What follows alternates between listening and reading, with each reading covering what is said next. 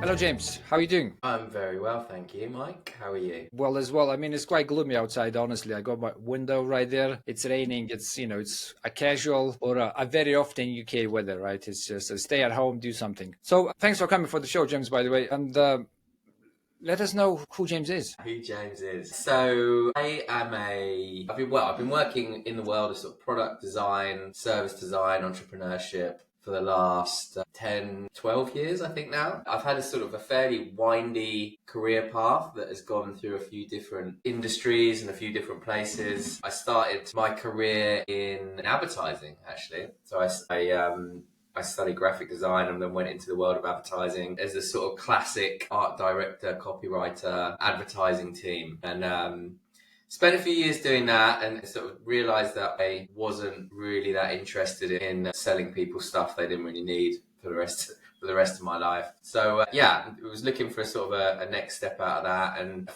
I actually went back to study. I found a course at a place called Hyper Island. So Hyper Island is an alternative education program that came out of Sweden, and that was sort of where I did my MA and got really much more focused on product design, developing products, developing innovation. And so since then I've really been working in and around that world, working with a lot of startups, but also working with various brands and companies across lots of different sectors, everything from banking and fintech all the way through to health tech. A really sort of broad spectrum. I like the variety of that. I like being able to jump between different things. So at the moment there's a few different things that I'm doing, which I'm kind of happy to get into the detail of a bit more. But really, I'm a problem solver working in and around the tech industry and using technology to solve problems for the clients and the companies I work for. Okay. Thanks, James. So a well-seasoned product person working in tech. That's good. And you had some entrepreneurial ventures as well, 10 years, I'm sure about that. So one thing which I really would like to touch is emotions about running your ventures, because I feel like, when people talk tactically about, being entrepreneur, it's always like how you find money, how you launch product, but it's never really a short journey. And, it takes time and it's really emotionally draining, at least for me. So from your perspective, like how do you, manage the high and lows of your entrepreneurial journey? Yeah, that's an interesting question. So, thinking back to sort of the first projects that I was involved in along the sort of entrepreneurial journey, the first real one was a project called Wordio, which was in my sort of early 20s. It actually came out of a competition. Through the competition, we ended up sort of winning some funding and turning our idea into a startup. I was pretty young, pretty naive, didn't have any experience really in working within live product development environments. So it was an amazing learning opportunity, and I learned a lot of hard lessons in that, in terms of how to deal with some of the emotional journey that goes with it. And a lot of those lessons sort of are still very true in the projects that I'm involved with today. I think it's about understanding that there is going to be highs and lows. There's probably going to be more lows than there are highs. It's a tough journey starting a business, and especially sort of when it's a small startup, a tech startup, it can be a real grind. And, anyone that goes into it thinking it's going to be a super easy journey path to becoming rich and successful and exiting, in a couple of years. It's just not like that. It's challenge after challenge after challenge. So being resilient to that and sort of knowing that that's coming is a big part of it. I think celebrating the wins is the way that you kind of get through that, and you've got to really make sure that is part of the culture and is throughout the team as well. I think, building the right team is probably the most important thing, right? And finding the right people to go on that journey with. That, I think, has a massive impact on the emotional side of how those early parts of the process and the journey are going to be. I remember somebody said to me getting out of a startup relationship, sort of partnership with a co-founder, is more difficult and more stressful than getting a divorce. I can see that. right? Because you're in a really high pressure situation. A lot of the time things are going wrong, pressure situation for people. So if you don't have a really good relationship with those people that you're doing it with, if you're not honest and open with them and you don't have really solid communication, then it can get pretty nasty, and that can have a massive impact on the emotional side of that. Okay, I really like the more lows than highs saying, James, there, because people walk into ventures or creating their own venture, then they think that it's going to be, a lot of love and a lot of highs, and, they'll become rich because they have like a next unicorn. And, reality is that 99% of all of people trying, they will be climbing an Everest with real unpredictable results at the end of it. And it's a lot more lows, and the resilience, which you mentioned, and motivation, it's very important to keep, because the journey will be longer. Do you have any more like tactical approaches of how you yourself keep motivated to come out every day and just continue grinding? So, I've used side projects as a way to not only sort of motivate myself, but also explore potential business ideas. I've always sort of done that, as far back as I can think after finishing studying, because, I also work as a consultant, right? And I have done for the last 10 years. So a lot of the time when I'm not involved full time in a startup, one of my own projects, I'll be working with clients, but that in itself can be challenging, right? Because it's a completely different setup, right? You are providing a service. You are, there to do a job. You are essentially, working with a team. Most of the time, somebody is giving you a set of goals or targets or things that they want to achieve. So you don't have the same ownership. And I think I've always used side projects. When I'm in those situations, I've always used side projects as a way to have something that I have control over, and being able to have sort of total control, or at least a much higher degree of control, means that I feel sort of more motivated to explore those projects. And a lot of the times those projects don't go anywhere, right? I could count a lot of projects like that, like those side projects that have sort of fizzled out. They get to various different levels of fruition. Some of them that don't get past kind of a concept stage. Some of them have launched but kind of not got too far and fizzled out. Some of them get further than that, but all of them have been good, useful, valuable experiences, right? I've learned stuff through all of them. I've met interesting people through all of them. So I never, even if they don't go anywhere, even if they don't turn into anything, I always see them as a valuable use of my time, and a way to stay motivated, to keep exploring things, keep experimenting, keep networking, because I have control over them. Okay. If you would go back 10 years, is there any tip you would give to yourself to make, the next 10 years better when it comes to just entrepreneurial endeavors, launching a product, aka? Yeah. I think probably the main one would be to spend more time at the start of projects validating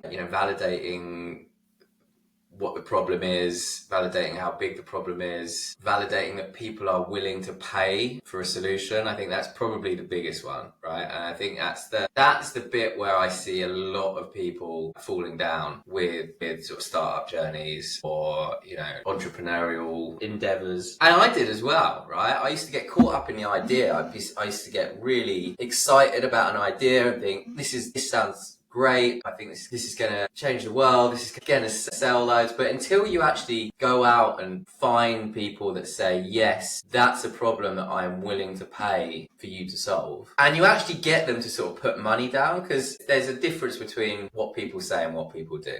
Right? I think we all know that, right? People will say one thing, they'll do another thing. Classic, like mum test, mentality. You go and interview them, or you go and survey them, tell them about your idea, and you say, would you pay for this? And they sort of, smile at you and say, yeah, of course. But, ask them to get their credit card out. That's a different conversation. And I think I wish I'd understood that a bit more earlier on, because I think I wasted time and energy in projects which looking back on it, weren't going to go anywhere or didn't have the right setup to be successful. I like that. Yeah, that's big difference between people saying it's a great idea, I would buy it, and actually buying it. Big difference.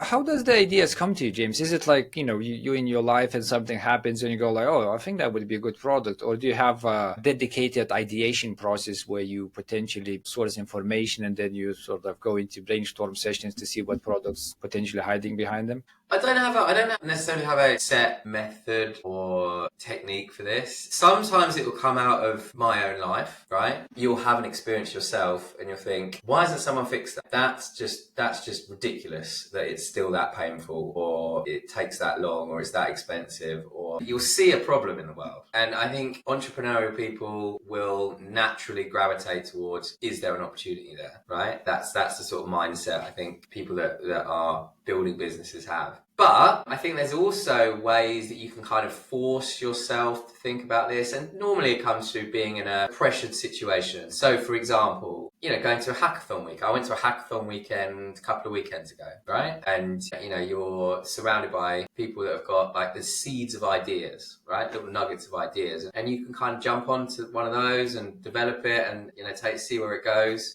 Or maybe there's, I talked about competitions earlier, there's tons of these sort of competitions flying around. Those are a really good way to sort of force yourself to think about problems and opportunities. I did an Accelerator program last year called Block Dojo, and to be honest, I came up with an idea specifically to join that accelerator because I wanted to have it going through this accelerator. So that was a situation where it was like, right, let's come up with an idea. You have parameters. That's right. So it was it's called Block Dojo. It was a blockchain sort of focused accelerator program. So you try and give yourself some parameters in terms of coming up with what the idea is. I think that helps when you got parameters to work within. But then you look for the problems, you do a bunch of research, and you see what comes out at the other end. So I really want to dig into that accelerator. But before we go to that one, few more questions around that beginning stage about the product. So you got an idea. Let's say it came from your own life. You just saw a need. And how do you now go and check or find the target audience for this idea? What's your go-to process?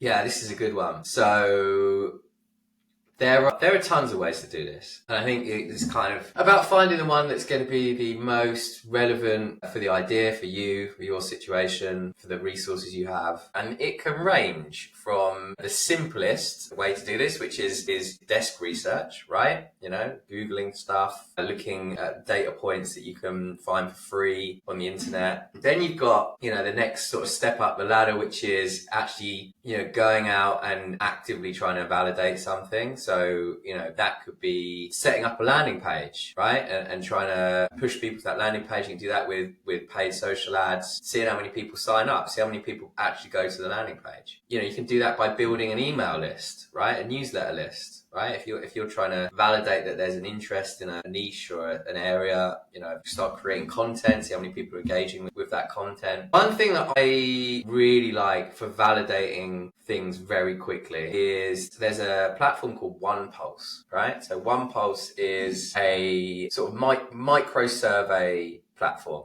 So you can go on there and you can create a mini survey of anywhere between like 1 and 5 questions, and you can target people, right? You can say, I want people of this age groups or this demographics, and excuse me, you can just pay, right?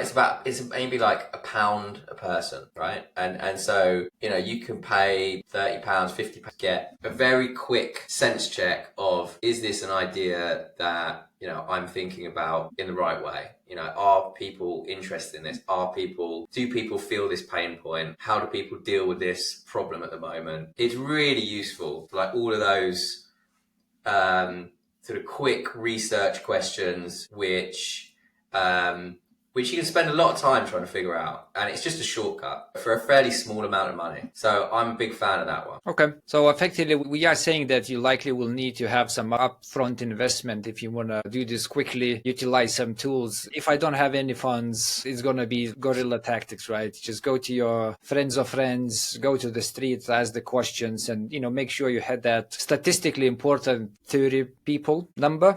I think it's 30. I'm not really sure now if I'm lying or not, but I think from the science of statistics. Like you have to have a sample of 30 to be able to draw conclusions and be like, okay, there's no situational bias into that sample. Yeah, so you're looking for trends with this stuff, right? You're not looking for anomalies. You're not looking for what one person says. You're looking for what 5 people say or 10 people, and they all say the same thing. You know that that's a trend. So it's difficult to do that if you're only talking to 5 people or 10 people. If you talk to 30 people or 50 people, then those trends start to emerge. And yeah, it's tough to do it with absolutely no money. The one pulse thing that I just talked about, like I said, 30 quid, 50 quid, you can run a survey.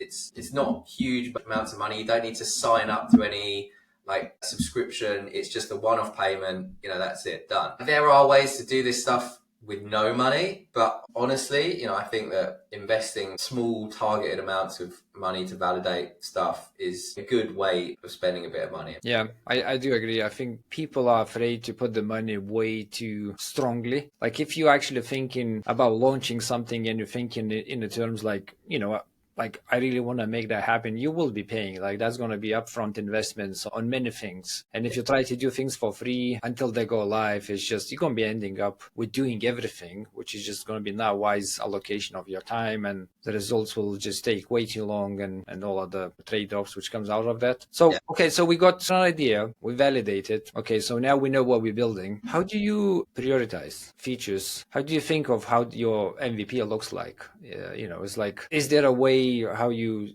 create a backlog or a roadmap of what you actually need to build and think of the cost at the same time?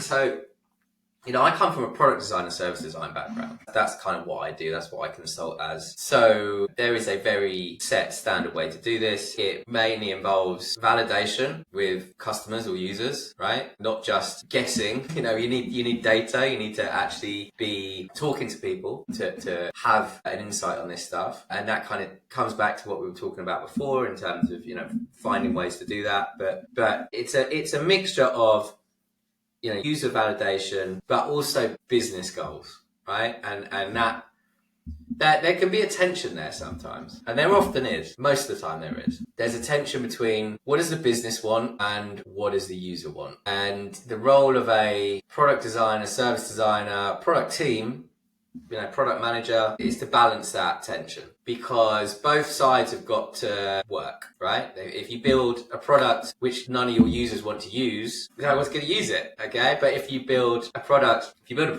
and it's not hitting any of the business objectives, then the business fails. So then you can't continue to develop the product. So it's about finding that balance with this and trying to maintain a roadmap which works for both sides. Yeah, that's a good shout. It's always a struggle over there, isn't it? Especially as well of how commercials start selling the product. They they always concentrated on making the sale. So they lean towards over-promising around the product capabilities.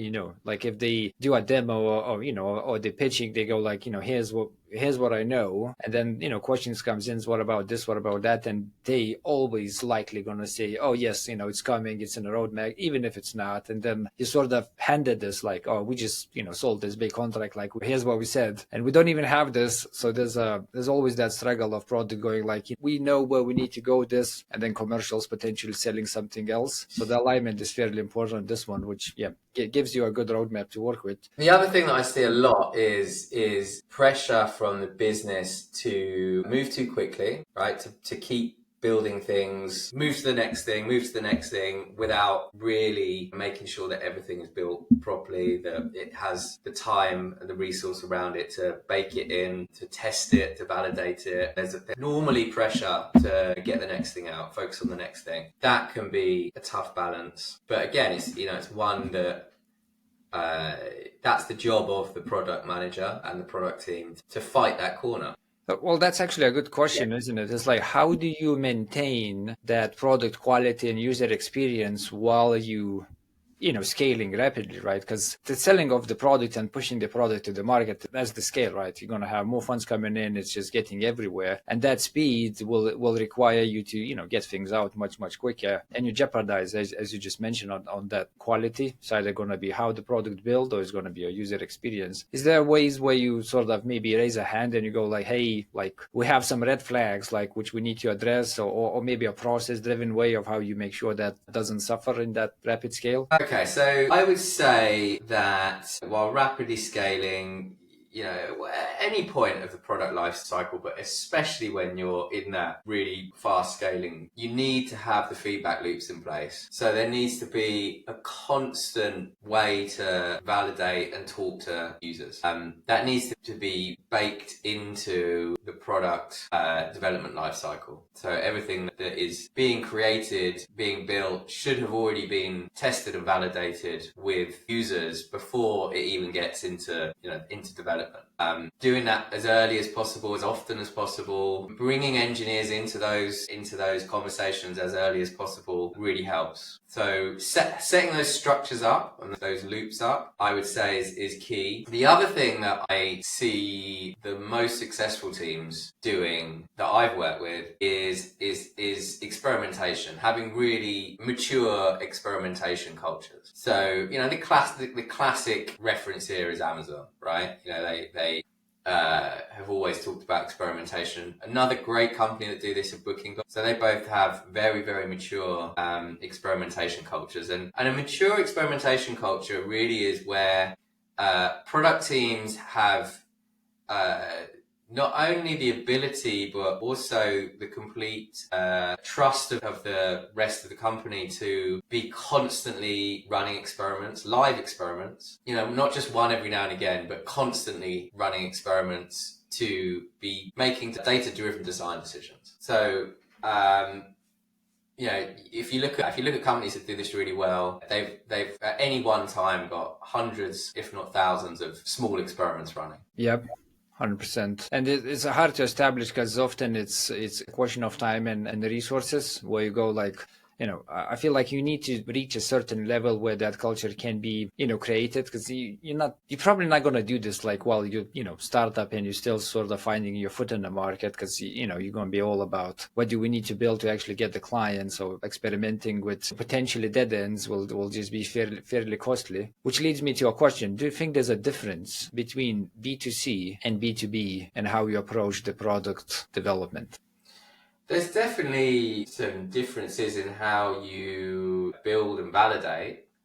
With B2C, in some ways, B2C is easier to build and validate with because there are more opportunities to connect with the people you're building with, right? With B2B, you're probably gonna have a harder time getting access to the right, especially early on, right? Especially early on. Maybe once you're more established, maybe once you've, got a bit of a more well-known brand or product, then B2B clients might be more open to you. In the early days, I think B2B can be really tough just to get the right people's attention to say, hey, look, we're building this thing, can you give us your feedback? Can you test it out? Can you, let us do some validation with your team? I think that can be a much tougher challenge. Whereas, B2C, it can be, there's more options available in terms of reaching people, in terms of doing that early validation. So I think that's probably the biggest one. Yeah.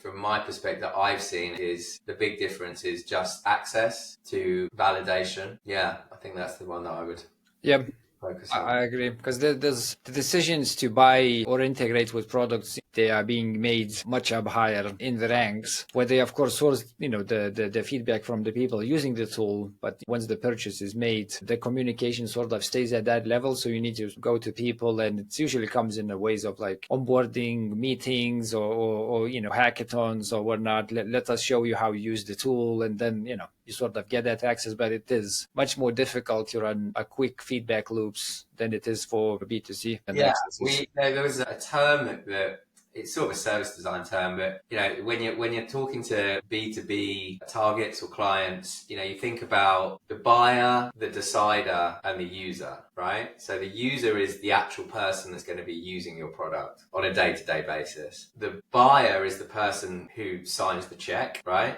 Whose pot of money is this coming out of? And the decider is the person that sort of green lights just having the conversation, or being able to say, yes, you can consider using this piece of software, whatever it is. Sometimes the buyer and the decider are the same person, but a lot of the times they're not. So you're having to hit potentially three different user groups for validation, which is a bigger challenge, isn't it? But I mean, VCs and accelerator programs, they do love B2B business modules. It's like in this market where we are right now, where it's really hard to come by and find funds, the B2Cs are not even being evaluated that much. It's always like, do you have a B2B idea? Because with B2C, it's a volume game. So you're going to have that J curve when it comes to revenue. You'll have a big dip, big investments initially before you can actually pick up and make the money. Where with B2B, it's just a different selling processes. Like you can have a product and you can sell a product for a couple of thousand, pounds for a year, which means you need to sell 5 times to have a, good revenue to kick off a startup. Where with, B2C, you have like £8 per month, which means, you need to have thousands of people volume to actually hit the same, and that beginning is totally different. So it's a really trade-offs, isn't it? It's like, if you think about from a sense of, I go build B2C because I'm going to have a much closer relationship with the market, quicker feedback loops, I'll innovate better, but the business module itself is likely going to be a lot more challenging than B2B. Big time. Yeah, I mean, having been swimming around in the world of VC and raising money in the last few years, B2C is a really tough sell at the moment.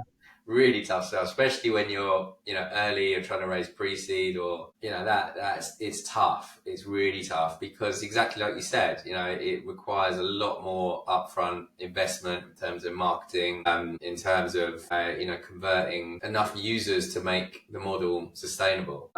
Whereas B2B, you can have a handful of customers and raise a fairly good amount of money off that. Yep. Yeah. And I think that's the line where a lot of, at least young entrepreneurs, trip, because they always think about B2Cs and some type of subscription modules because it's just so popular. They use it everywhere. They're likely exposed to things like, Monday, Gmail, HubSpots and whatnots, which is all, a B2C subscription module. So they, without much planning, they think about similar ideas, but it is quite tough sell. And it actually takes at least a year or 2 years to reach that area where you have that volume and you're walking away from that initial dip of investments. So before we move to talk about accelerators, James, let me ask you this. In your mind, what is the most important thing, one thing, for any tech venture growth? I think we've sort of been speaking about it, but in my mind, it is all about validation, right? Validating that you're solving a problem that somebody is going to pay for, right? Like whether that's a business, whether that's a person on the street, somebody has got to pay for it. And if there isn't somebody that's going to pay for it, and depending on whether it's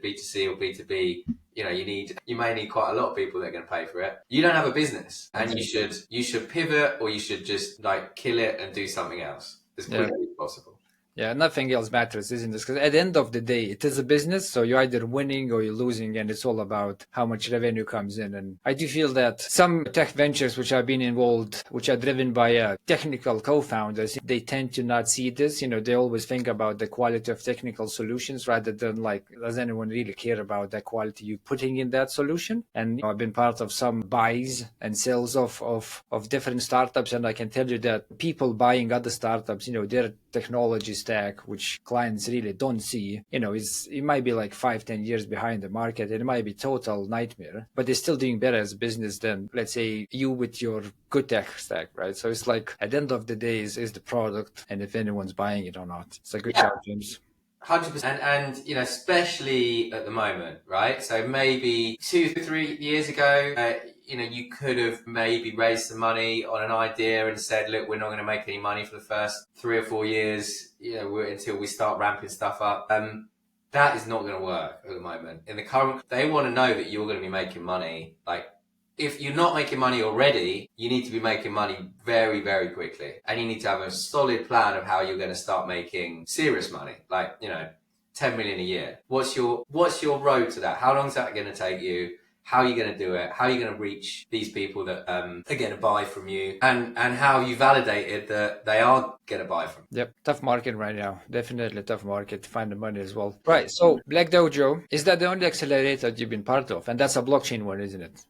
Yeah, I did another accelerator, but that was a while ago, maybe like 9 years ago. So I don't remember a huge amount about that one, to be honest. It was kind of a part-time accelerator as well. It wasn't that well developed, but yeah, Block Dojo. So Block Dojo, I joined for the cohort 5. So Block Dojo, I joined for cohort 5. Started last May 2020. It is a blockchain focused accelerator. They are a partnership with BSV, which is a blockchain chain, which is quite an interesting moment in time right now, actually, for BSV, because one of the sort of the head honchos at Enchain is a guy who's come out and sort of said he is Satoshi. He's said this in not so many words, and he's now sort of there's this court case that's actually kind of coming to a head at the moment, which is going to be a really interesting moment for not only for Enchain, but I think for the whole sort of crypto space. It's going to be really, really interesting to see how it plays out. But the accelerator itself, you know, I think it was, for me, it was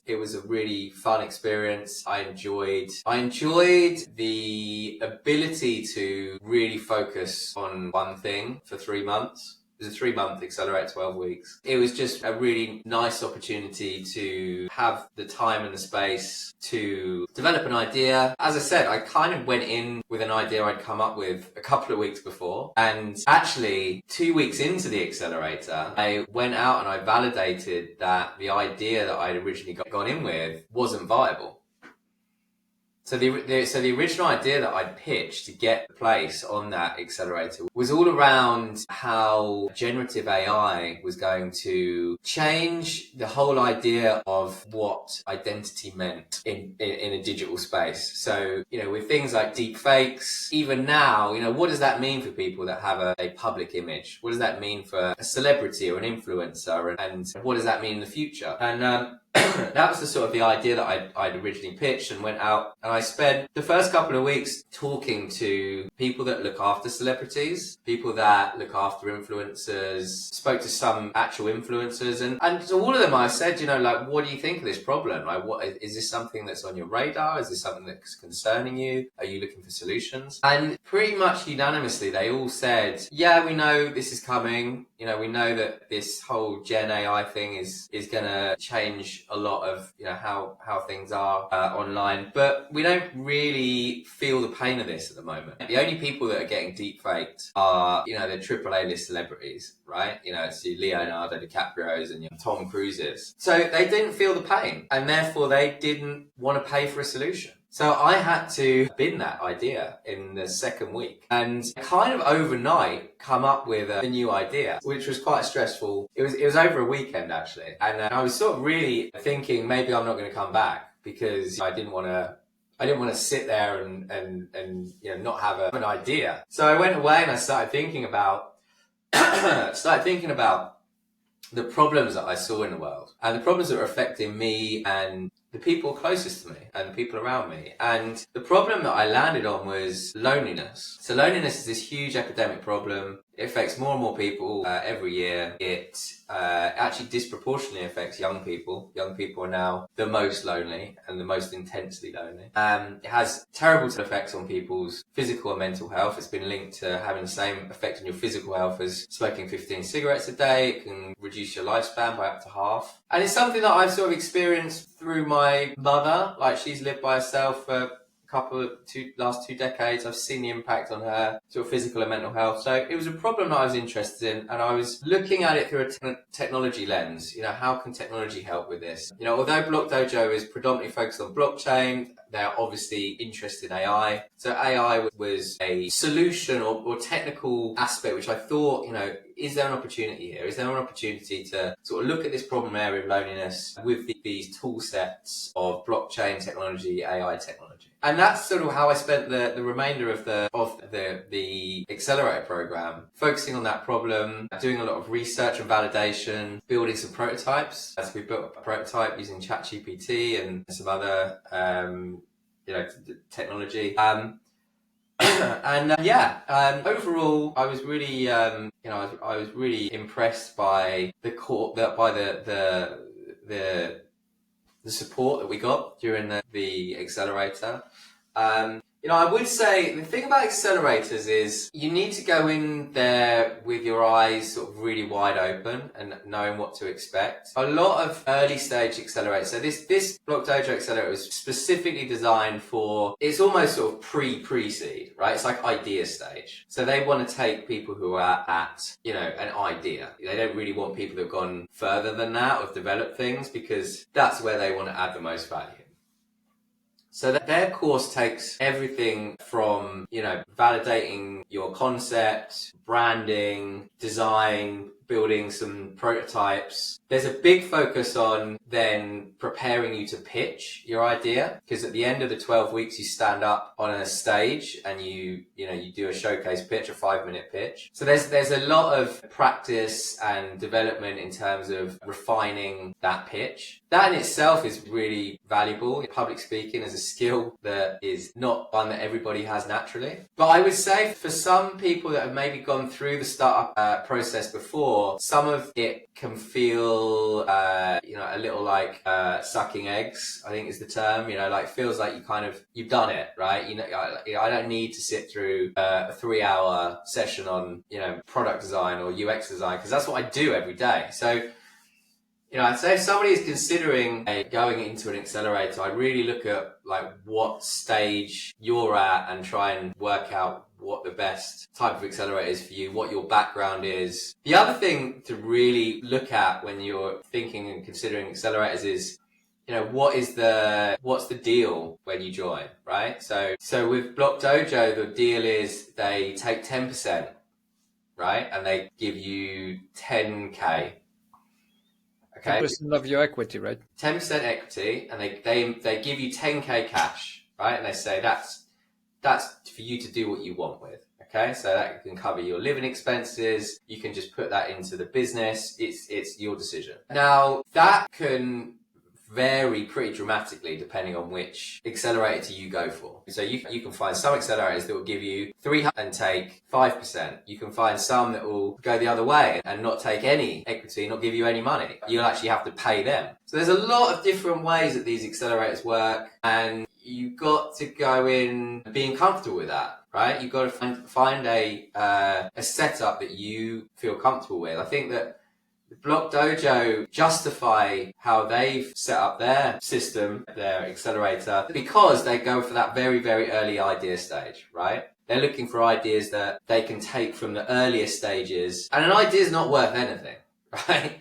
I think, everybody, if you're in this entrepreneurial world, you should realize that ideas are worth nothing.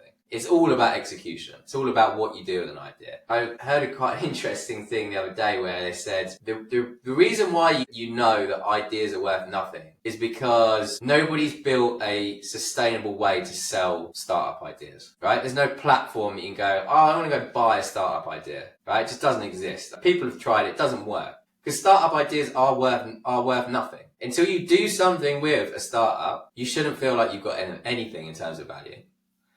So that's kind of what they're aiming at. They're aiming at like people that have got an idea, but they don't know what to do with it. They don't know how to get that idea and turn it into something that is investable. And I was fine with that. I was comfortable with that. But you got to live with those decisions, right? They own 10% of my company now, and that's how the setup is. And there's other things that are part of that package as well, which again, you have to understand it and be comfortable with it.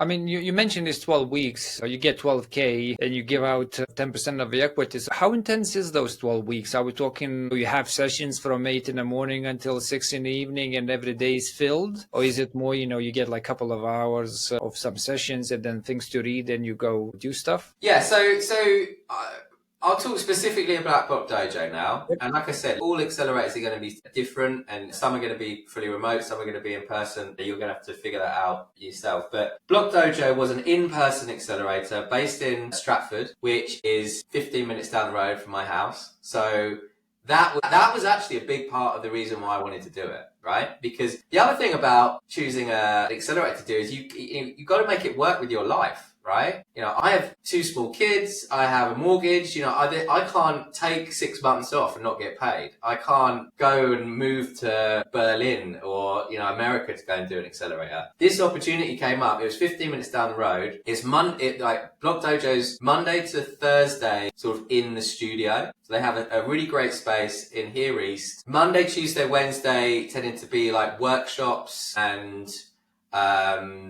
sort of working within the studio. They brought in a lot of like industry people. So whether that was somebody to talk about how to raise investment, or like a branding expert, or somebody who was talking about how to build a community. They did a lot of that stuff. And then Thursday would generally be like one-to-one sessions with some of the team. And then they would do like a group feedback and reflection type exercise where you would sort of share, some of the highs and lows of that week, and, have a bit more of a social thing. And then Friday was what they call a get shit done day, right? So Friday was no agenda. Like that was your day to crack on and do stuff.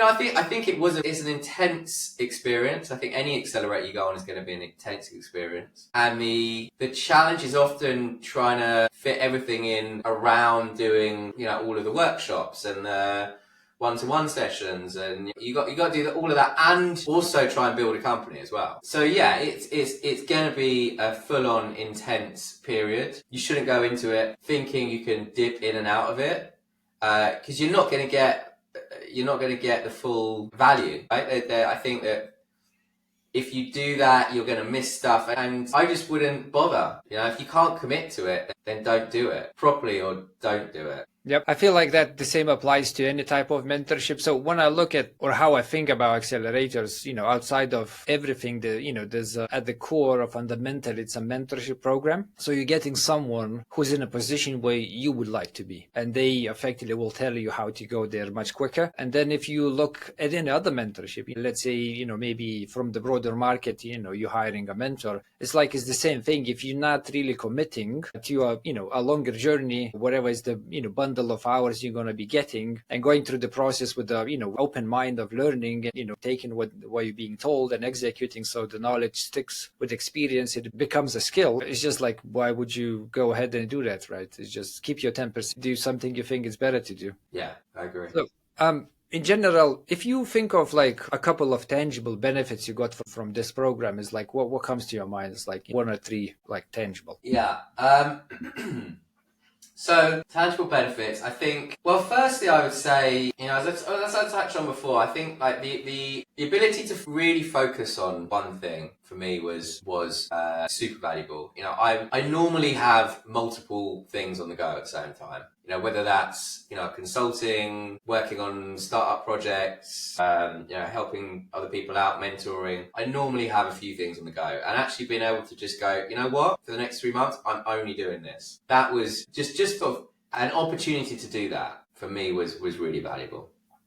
I would say that some, not all of the sort of training or lesson type sessions were valuable. For me, I think the most valuable ones were the ones around the pitch training and public speaking. They had a really good pitch trainer, a lady called Neve, who was excellent and really helped to build my confidence, refine my skills, learn a lot of new techniques in terms of public speaking. And, they put on a pretty good show for the end, showcase. They video it. There's a video on my website now with me doing that showcase pitch. It's a nice asset to come out with, right? To have, a 5-minute really solid pitch when you stood on stage, really well rehearsed. It's a good way to showcase your public speaking. So that was a real plus point. I would say the last one, has to be something around the network. The ability to open doors. You're surrounded not only by the people involved with the accelerator, like the dojo team, who have a great network, both in terms of various startup practices and involved in their own startups and involved in advising other startups, but also sort of the VC side, the money side. Right, so there's a lot of connections there that help. So being able to sort of tap into the network as part of the program with Block Dojo, they do like a mentorship matching process. You know, I think the second or third week where they invite a bunch of their network down and you do sort of speed dating with mentors. And I think I ended up with sort of 4 or 5 mentors during the 12 weeks, one of which I'm still very much working with, Amanda. She's fantastic, ex-Deloitte, so really, really great relationship with her still. Okay. So there's real benefits, even if, let's say, your product idea doesn't end up being the next unicorn. There's a tangible benefits outside of that. And yeah, the public speaking, unless you actually been on the stage, where there's a couple of hundred people looking at you and you need to deliver a presentation or a pitch or whatever, you don't really know what public speaking is. And I feel like that skill by itself is such a valuable skill to anybody to have. Like, people pay huge money just to develop that. And if that's being baked in the program, I think that's a huge, huge plus for the program. Because if you in Accelerator and you have ideas and you have visions or dreams, to become an entrepreneur or launch a business, the public speaking will come your way.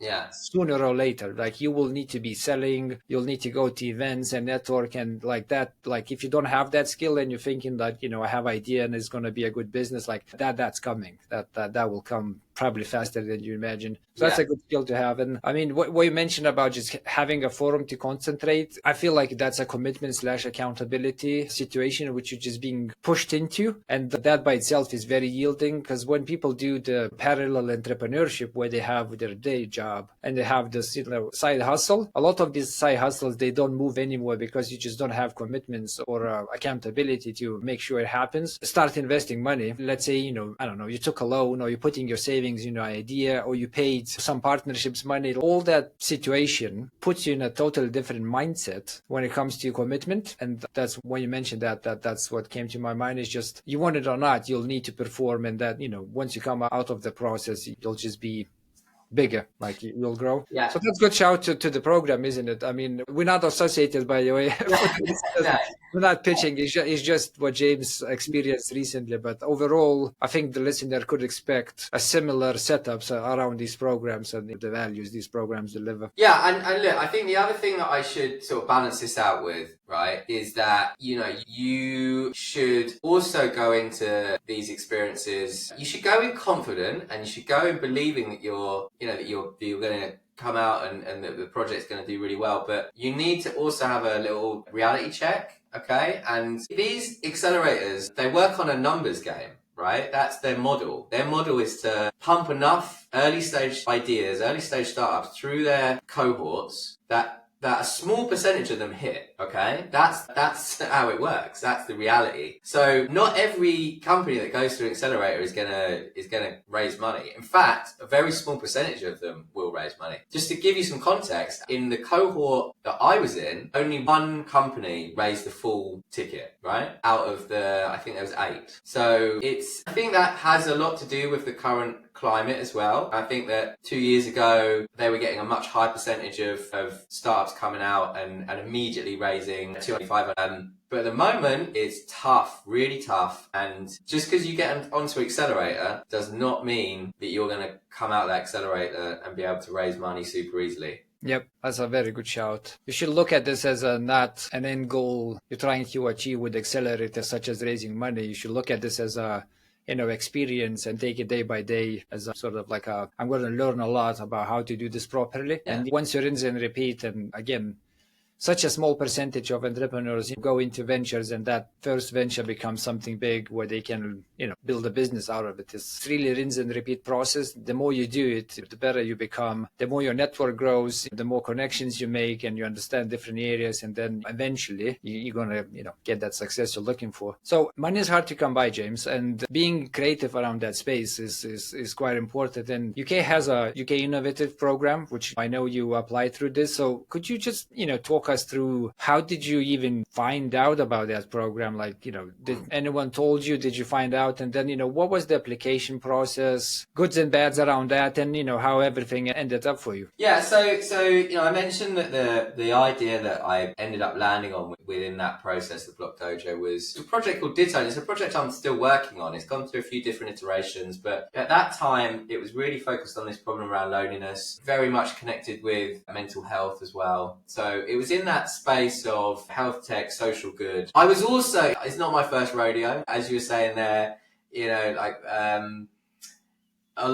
very, very unlikely to hit a business on your first go that's gonna take off and turn into a unicorn. The chances are tiny. But I've done this a few times, so I was under no illusions that it was going to be really tough to raise money, coming out of the dojo. That didn't stop me from reaching out to a bunch of VCs and a bunch of angels. But, I kind of had already preempted that potentially going for a grant route was going to be a more successful, easier way to go for this project, because it had these, health tech, impact investing type aspects to it.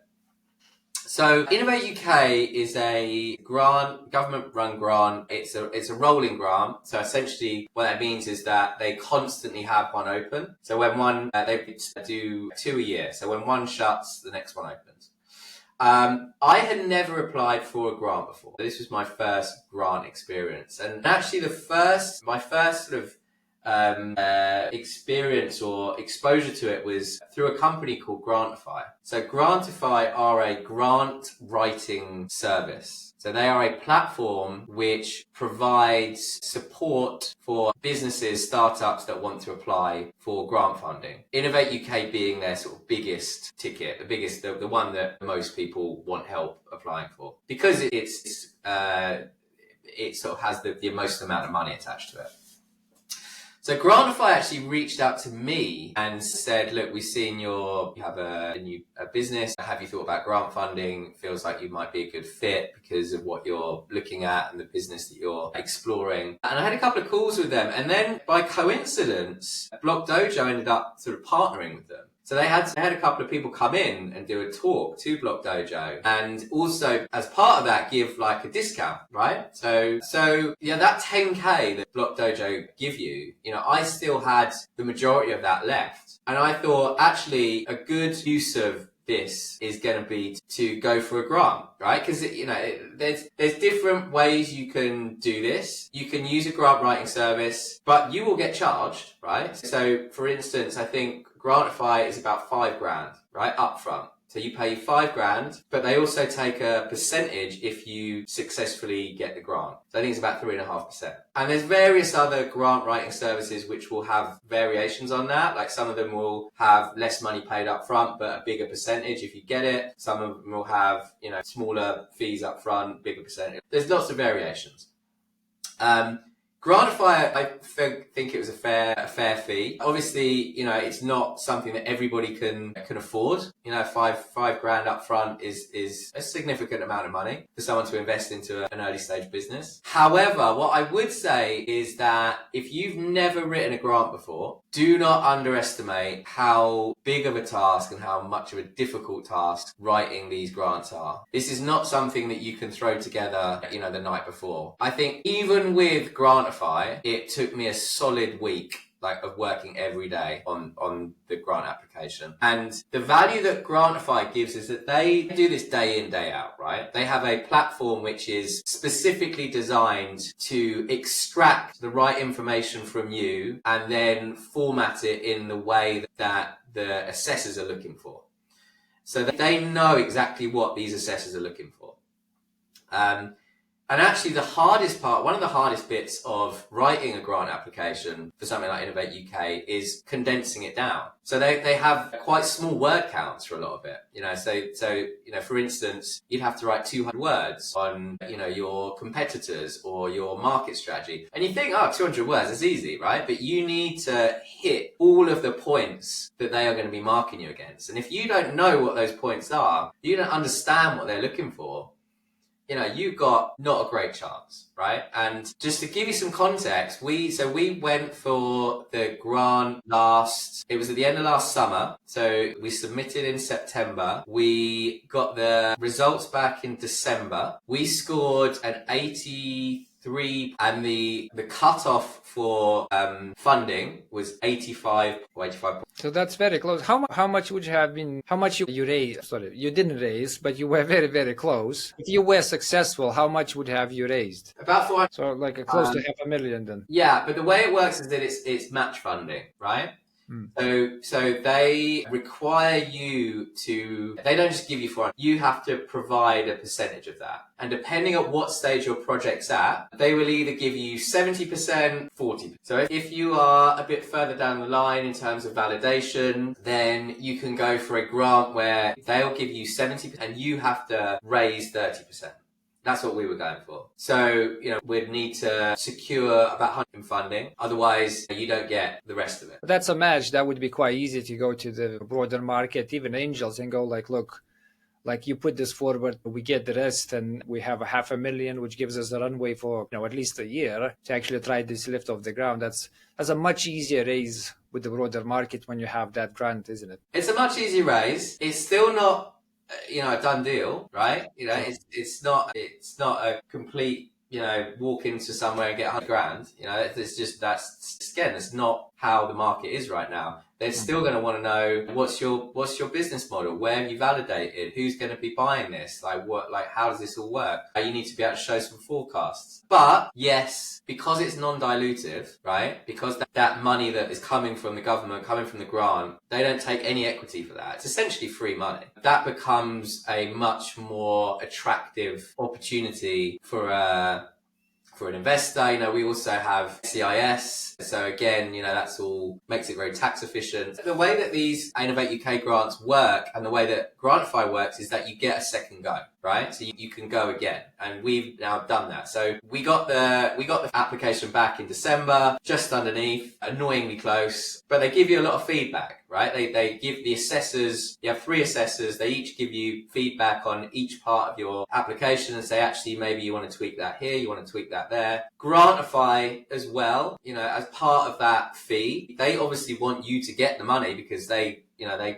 earn when you earn. So they give you feedback and they say, look, maybe, you want to think about adding some stuff here or tweaking some stuff there. So we've reapplied. And actually what has happened is that we've reapplied in partnership with Brunel University. So, I was connected with someone at Brunel University through a talk I did in Parliament, which is around AI in healthcare. And, they were interested in the project. There was some good alignment in terms of stuff that they were interested in, stuff that we were interested in. So we've now applied as a collaboration, which means that they take some of that funding, but they provide, services in terms of academic research, in terms of academic evaluation on the language models and the AI elements that we're building. That obviously bolsters our credibility. So I'm quietly confident that we're going to, have done enough to get the extra 2% that we needed. We'll find out at the end of March. Well, all the best, James, all the best. And I imagine how annoying it is to, get the numbers and look like, well, that's like a hair thin away from getting that. So I hope that second one, will yield, and we'll see the ditto being not just a dream, but actually being a project people can install on their apps and